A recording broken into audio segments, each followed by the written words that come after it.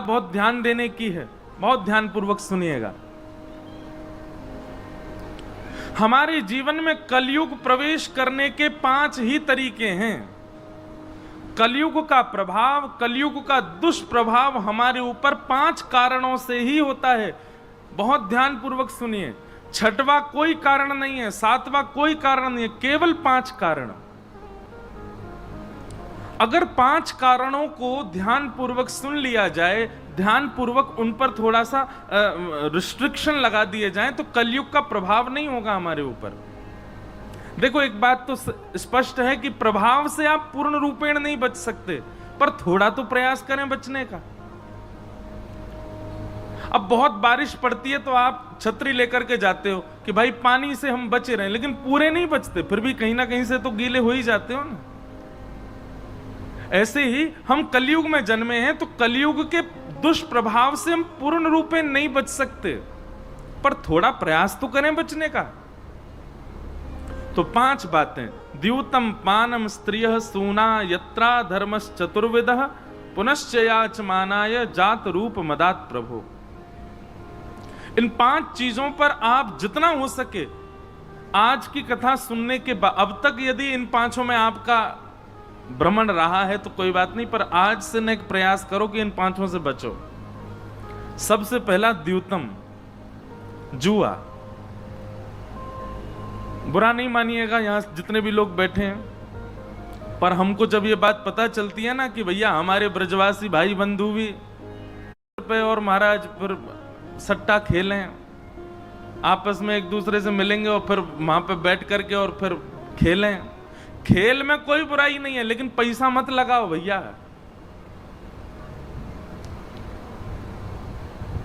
आप अभी नहीं समझेंगे, पर भविष्य में, कालांतर में, हमारे जीते जी या हमारे जाने के बाद हमारे परिवार पर उसका दुष्प्रभाव निश्चित होगा। कोई अन्यत्र बात नहीं है, पर बालकों का थोड़ा बुद्धि विवेक से शून्य होना, नेत्रों का ना होना, हाथ या पांव का थोड़ा सा विचित्र होना जन्म के समय पर, या फिर जीवन में कोई ऐसी घटना घट जाना कि भाई कुछ गलत नहीं किया, फिर भी हमने कितने परिवार देखे, सब कुछ बहुत अच्छा था, पर एक रात्रि में ही ऐसा कुछ हुआ कि सब खत्म। जब आप लक्ष्मी का दुरुपयोग करते हैं तो पंचदेव रुष्ट हो जाते हैं आपसे। आज गणेश जी का मंगल दिवस है।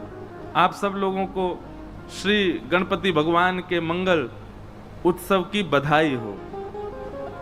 हमारे यह कथा को कितनों बड़भाग है। जन्माष्टमी के समय पर प्रारंभ भई, जन्माष्टमी को ही उत्सव चल रहा है, गणेश चतुर्थी मध्य में आई और राधाष्टमी विश्राम में आवेगी। सारी मंगल तिथि आई हैं। तो जब व्यक्ति लक्ष्मी का दुरुपयोग करता है तो लक्ष्मी की उपासना पंचदेव करते हैं, जिसमें सूर्य भी आते हैं, गणपति भी आते हैं, देवी भी आती हैं, रुद्र भी आते हैं, नारायण भी आते हैं। ये 5 देव आपसे नाराज हो जाते हैं, और जैसे ही पंचदेव रुष्ट होते हैं, शारीरिक, मानसिक, बौद्धिक, व्यवहारिक सारी पीड़ाएं हमारे जीवन में एक साथ आक्रमण करती हैं। इसलिए भैया लक्ष्मी का दुरुपयोग मत करो, और सट्टा तो बिल्कुल नहीं खेलना है। लक्ष्मी को दांव पर तो कभी भी नहीं लगाना है। यदि आज तक लगाया था तो अभी कान पकड़ करके आज से ही बंद कीजिए। ये आप किसी की पत्नी को दांव पर लगा दोगे, पति छोड़ेगा आपको? भगवान की पत्नी है लक्ष्मी, इसलिए द्यूतम कभी नहीं करना है। और लक्ष्मी से ऐसी वस्तु कभी नहीं खरीदनी है जो दूषित हो।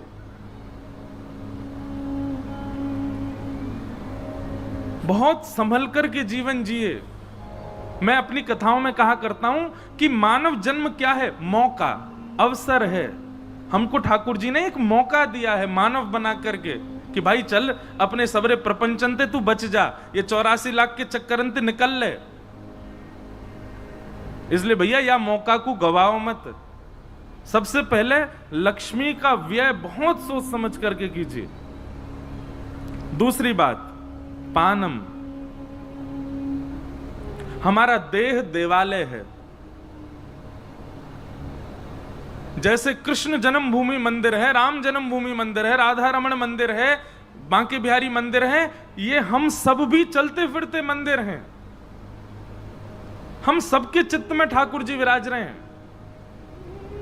जैसे उन मंदिरों को पवित्र रखा जाता है, ऐसे तन रूपी मंदिर को भी पवित्र रखिए। उसमें दूषित पदार्थ सेवन मत कीजिए, और विशेष रूप से मांस और मदिरा आज तक किए थे तो ठीक है, उसका प्रायश्चित कीजिए, आज के बाद मत कीजिएगा। बहुत ध्यानपूर्वक सुनो, यह दूसरा स्थान है कलयुग के प्रभाव पड़ने का। पहला स्थान लक्ष्मी का दुरुपयोग, दूसरा स्थान जिह्वा पर असद वस्तुओं का सेवन, और तीसरा स्थान पर स्त्री पर पुरुष संग। आपने अग्नि की साक्षी लेकर के किसी का वर्ण किया है। एक बात कहें, जप में जितनी सामर्थ्य है, यज्ञ में जितनी सामर्थ्य है, तप में जितनी सामर्थ्य है, योग में जितनी सामर्थ्य है, उससे कई गुना ज्यादा सामर्थ्य है एक पातिव्रत और एक पत्नी व्रत में। एक वर्ष का नियम ले लो, क्या हम जप आदि कम करेंगे, हम यज्ञ कम करेंगे, हम अनुष्ठान कम करेंगे, हम मंदिर भी कम जाएंगे, हम पाठ भी कम करेंगे, लेकिन एक वर्ष के लिए ऐसा नियम बना लो। वैसे तो जीवन को नियम होना चाहिए भैया, कितने बुरे दिन आ गए, एक वर्ष को लेना पड़ रहा हमें। एक वर्ष तक करके देखो, क्या पतिव्रता, पति के प्रति पूर्ण भाव, पति के अन्यत्र कोई दिख जाए, चाहे कितनों महाराज सुंदर हो, कितनों योग्य हो, कितनों गुणवान हो, वह के प्रति कोई भावना ऐसी नहीं। ऐसे ही पति पत्नी के प्रति एक वर्ष केवल इस नियम का पालन करके एक वर्ष में आप अनुभव कीजिएगा, आप जो बोलेंगे वो हो जाएगा। पतिव्रता नारी और पातिव्रत धर्म का पालन करने वाली पत्नी, अरे कहां तक कहें, इनमें इतनी सामर्थ्य आ जाती है कि अगर सूर्य को कह दें कि आज प्रकाशित मत होना तो बादल आ जाएंगे, प्रकाश नहीं होगा। जब तप नियम साधन अनुष्ठान योग बल ये सब एक तरफ, और पातिव्रत और पत्नी व्रत ये एक तरफ। ये तीसरा कारण है कलयुग के प्रवेश करने का। इसलिए इस व्रत को धारण करो।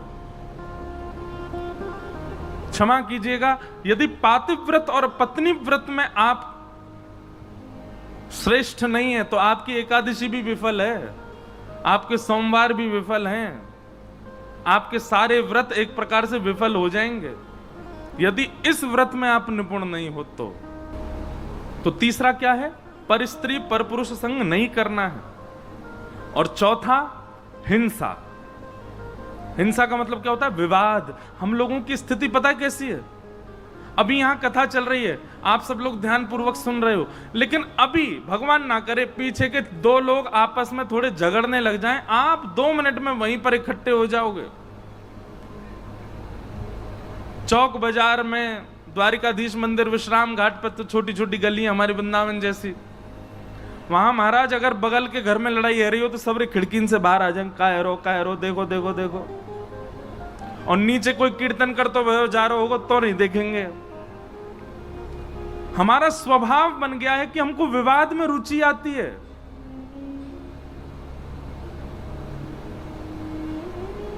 और एक बात बताएं, यदि आपकी विवाद में रुचि बनती है, विवाद में रुचि का मतलब यह नहीं कि यहीं की लड़ाई झगड़ा में आनंद आ रहा है, महाराज टीवी में हूं, सीरियल में हूं, फोन में हूं और पिक्चरन में हूं, यदि ये लड़ाई झगड़ा ज्यादा पसंद है ना आपको, तो ठाकुर जी दूर हैं आपसे अभी।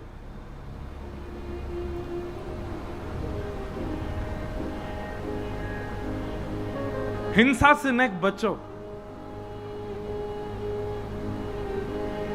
लड़ाई झगड़ा, मार काट, विवाद, कलेश, इनमें ज्यादा रुचि नहीं होनी चाहिए हमारी।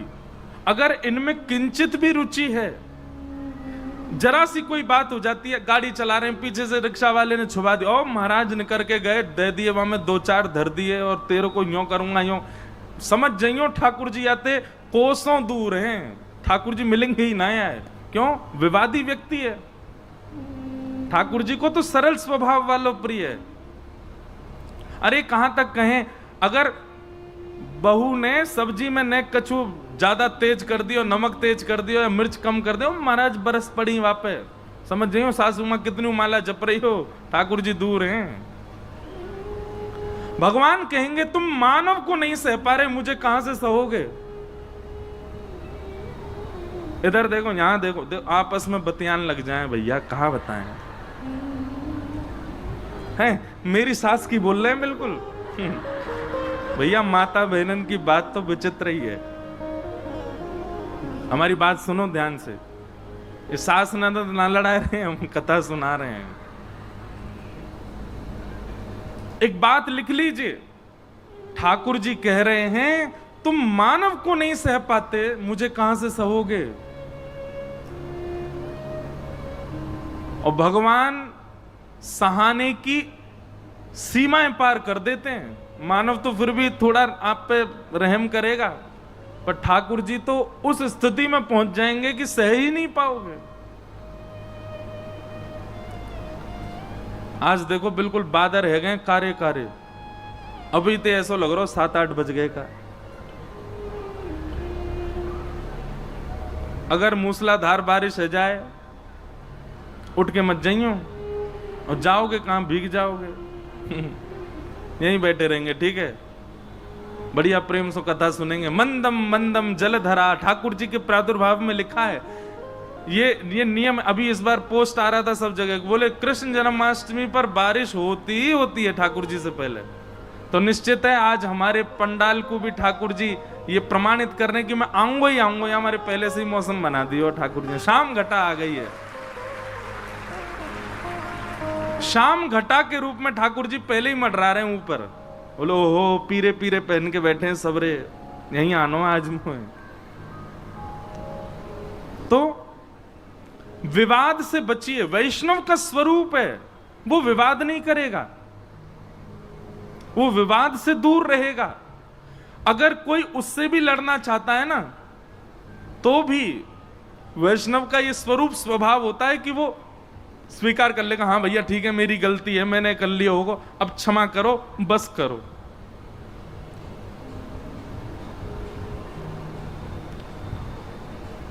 तो द्यूतम पानम स्त्रियः सूना, ये हुए 4 बात। अब 5वीं बात क्या है, देखो एक स्वरूप स्वभाव बनाओ अपना। घर में कभी कभी कलेश हो जाते हैं, कभी लड़ाई होती है, कभी कोई नहीं मानता, कुछ ऐसी बात होती है, तो आप प्रयास करो कि अगर सामने वाला अग्नि बना है तो आप जल बनो। सामने वाला अग्नि बना है तो आप जल बन करके उसको बुझाओ, उसको शांत करो।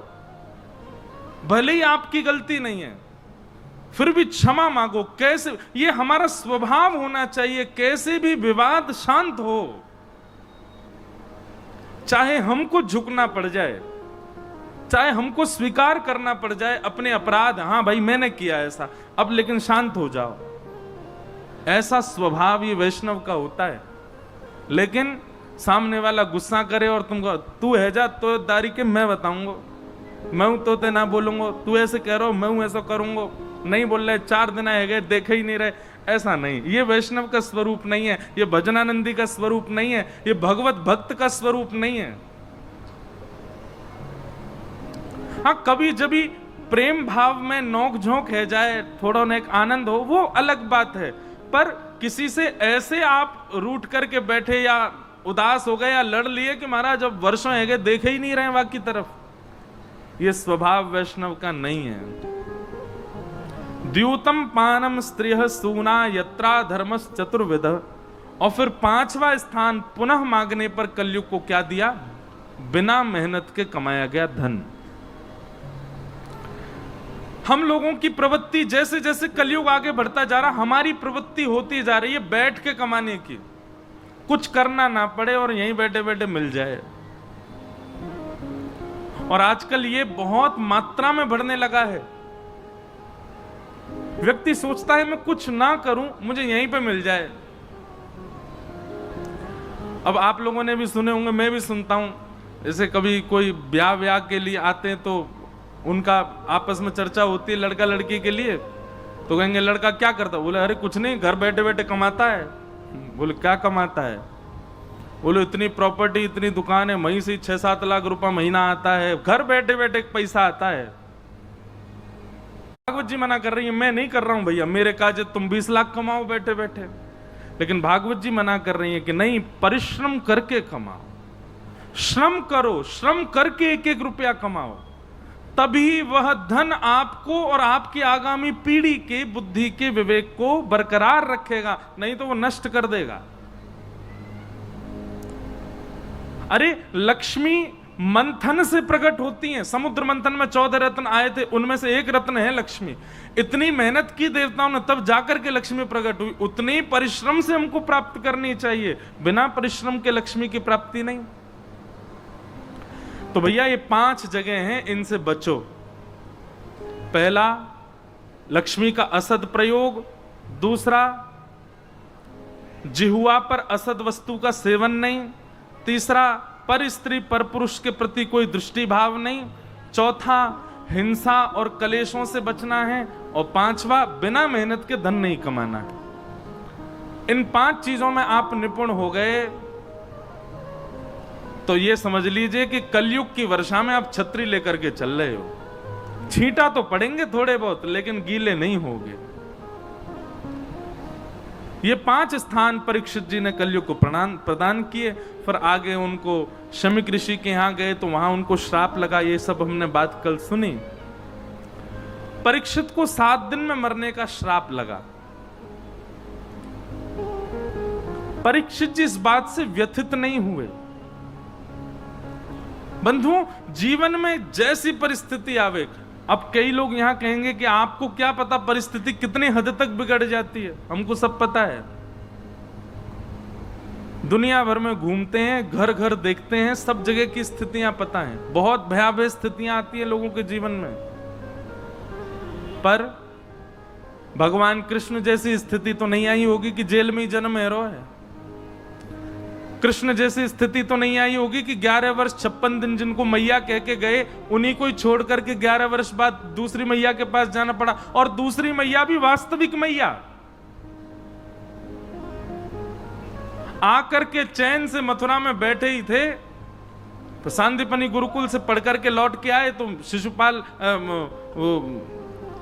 यहां पर काल यवन ने चढ़ाई कर दी मथुरा पर, जरासंध ने चढ़ाई कर दी, रण छोड़ करके भागे, द्वारिका पहुंचे।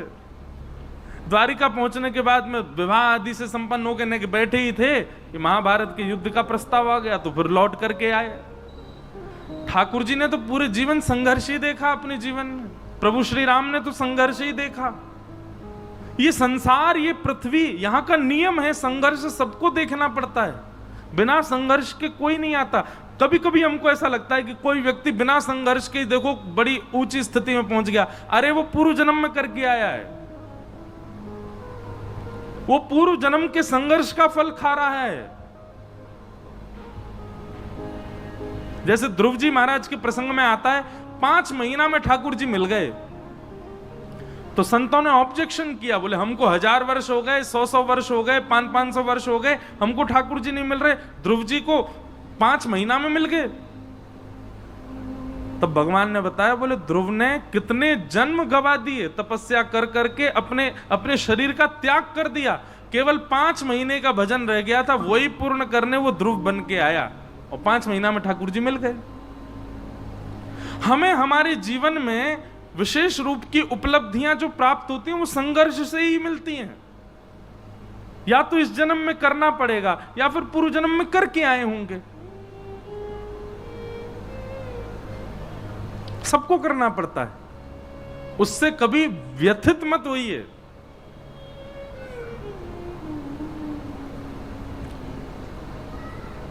परीक्षित जी महाराज को जब 7 दिन में मरने का श्राप लगा, परीक्षित जी व्यथित नहीं हुए। और ये एक वैष्णव का स्वभाव है, एक भक्त का स्वभाव है। वो हर चीज में क्या देखेगा? पॉजिटिविटी। कुछ भी हो जाए, अरे पाम भी टूट गयो ना तो यहां में भी कुछ अच्छो ही भलो ही सोचेगो।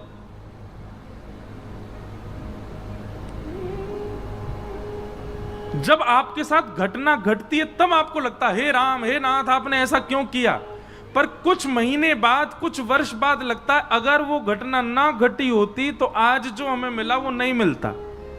उस घटना से ही सीखा हमने। इसलिए घटना के समय पर व्यथित मत होइए। मन में देखो, अब घटना तो कैसी भी हो सकती है, उस समय आपकी स्थिति क्या ये कौन जाने, पर उस समय मन में एक भाव रखा करो, निश्चित ही ठाकुर जी ने इससे कोई भला ही सोचा होगा, वर्ष 2 वर्ष 5 वर्ष 10 वर्ष बाद शायद मिलेगा। व्यथित मत हो।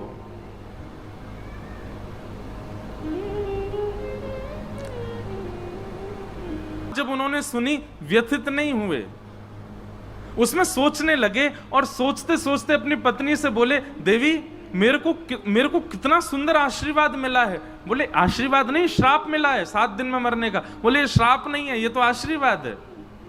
बोले आपको आशीर्वाद कैसे लग रहा है? परीक्षित जी महाराज कहते हैं दुनिया में व्यक्ति को अगले क्षण का भी नहीं पता होता, कभी भी मृत्यु हो सकती है, मृत्यु का कोई समय निश्चित नहीं होता, पर मेरी मृत्यु निश्चित है कि 7 दिन से पहले नहीं मरूंगा मैं। हम और आप इस बात को नहीं कह सकते कि हम कल भी जीवित रहेंगे, कल कथा सुनेंगे। कल 56 भोग का प्रसंग है कथा में, कौन कौन आएगा? कौन कौन आएगा? अच्छा, जिनने हाथ ऊपर नहीं किए नहीं आएंगे। बड़े चतुर है महाराज, ब्रजवासी हैं, इन्हें पता है मैं आगे कहा बोले हुए आ रहा हूं। इन्हें ये पता है कि भैया जितने ने हाथ खड़ो किया है इनको भी नहीं पता कि हम कल आ पाएंगे। मृत्यु का कोई, और जरूरी थोड़ी मृत्यु ही हो, कछु भी है सके, कोई भी कारण बन सके ना आवे को। लेकिन परीक्षित जी कहते हैं मैं 7 दिन बाद मरूंगा। ब्राह्मण ने कहा है 7वें दिन तक्षक सर्प डसेगा। ब्रह्म वाक्यम जनार्दनम, ब्राह्मण की वाणी जनार्दन की वाणी है। इसका मतलब 7 दिन से पहले तो मुझको तक्षक, मेरी मृत्यु हो ही नहीं सकती। ब्रह्मा जी भी आकर के कहें चलो परीक्षित, तो भी मेरी मृत्यु नहीं होगी। इस बात से मैं बहुत प्रसन्न हूं, और मेरे पास जो जीवन के 7 दिन बचे इनको अब मैं उपयोग करूंगा। अपने पुत्र जन्मेजय को गद्दी पर बिठा करके चले गए गंगा के तट पर, और संतों से जाकर के पूछा कि अतः पृच्छामि संसिद्धिं योगिनां परमं गुरुं पुरुषस्येह यत्कार्यं म्रियमाणस्य सर्वथा। महाराज, मैं बस आपसे यही प्रार्थना करना चाहता हूं कि मेरे जीवन के केवल 7 दिन बचे हैं,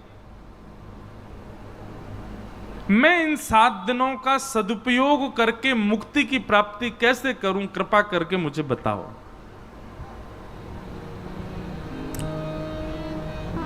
यह प्रश्न किसने किया? परीक्षित ने श्री सुखदेव जी के चरणों में प्रश्न किया है। मेरे जीवन के केवल 7 दिन बचे हैं नाथ, अब मुझे बताओ मैं क्या करूं। और यहां से अब द्वितीय स्कंद प्रारंभ होता है। श्री सुखदेव जी महाराज बोलना प्रारंभ करते हैं। बोलो श्री सुखदेव जी महाराज की जय। किमरियानेशते प्रश्न क्रतो लोकहितं आत्मवेद सम्मतः पुंसां श्रोतव्यादिषु यपर। बहुत ध्यान पूर्वक सुनिएगा, एक एक विषय एक एक शब्द बहुत महत्वपूर्ण है आज का। सुखदेव जी कहते हैं परीक्षित, तुमने प्रश्न किया 7 दिन में मरने वाले की मुक्ति का उपाय बताओ। जी परीक्षित, यदि ये प्रश्न तुमने संसार के लिए किया है, अगर मेरे लिए और हम सब के लिए किया है तो ये प्रश्न ठीक है। लेकिन परीक्षित, यदि ये प्रश्न तुमने अपने पर्सनली अपने लिए किया है तो ये प्रश्न उचित नहीं है। परीक्षित बोले क्यों? श्राप जब मुझे लगा है 7 दिन में मरने का, तो मैं अपने लिए ही पूछूंगा ना, मैं दुनिया के लिए क्यों पूछूं? बहुत ध्यानपूर्वक सुनिए, ये प्रसंग बहुत अद्भुत है। यहीं से ही कथा की भूमिका अद्भुत हो जाती है और तभी कृष्ण जन्म में प्रवेश होगा।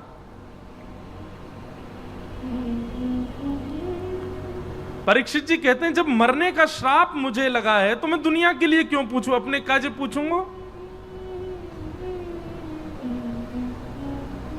सुखदेव जी महाराज कहते हैं, परीक्षित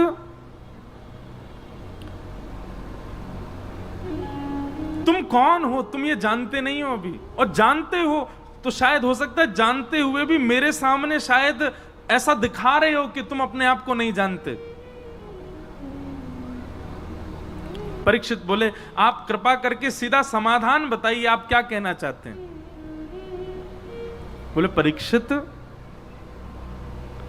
तुम वो बालक हो जिसको गर्भ में मारने के लिए अश्वत्थामा ने ब्रह्मास्त्र छोड़ा था, और तुम्हारी रक्षा के लिए स्वयं भगवान अपनी गदा लेकर के तुम्हारी मातृ गर्भ में प्रवेश कर गए। और भागवत जी में वर्णन है, अभी तक हम भी कथा में कहते आए कि भगवान ने केवल रक्षा की और रक्षा करके बाहर आ गए, पर नहीं, श्रीमद् भागवत जी में वर्णन है कि जब भगवान ने उत्तरा के गर्भ में प्रवेश किया, तब से लेकर के जब तक परीक्षित का जन्म नहीं हुआ, भगवान उत्तरा के गर्भ में ही रहे, भीतर अपने गदा लेकर के, अपने चक्र लेकर के भीतर ही खड़े रहे कि कोई आपदा इस पे आ ना जाए। क्यों? भगवान ने तुम्हारी रक्षा क्यों की मातृ गर्भ में आकर के?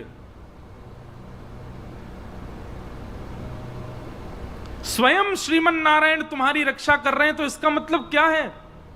अरे कितने लोग मृत्यु के ग्रास बन जाते हैं, कितने लोगों की आकस्मिक मृत्यु हो जाती है, छोटे छोटे बालक भी कई बार प्राण त्याग देते हैं। ठाकुर जी सबकी रक्षा तो नहीं करते, पर परीक्षित तुम्हारी मातृ गर्भ में प्रवेश करके भगवान ने तुम्हारी रक्षा की। क्यों? क्योंकि ठाकुर जी तुमसे कुछ विशेष करवाना चाहते हैं। We asked some women to take the wheat wax strip challenge. Can it remove hair from the roots with no nicks and cuts? That too without the prickly growth.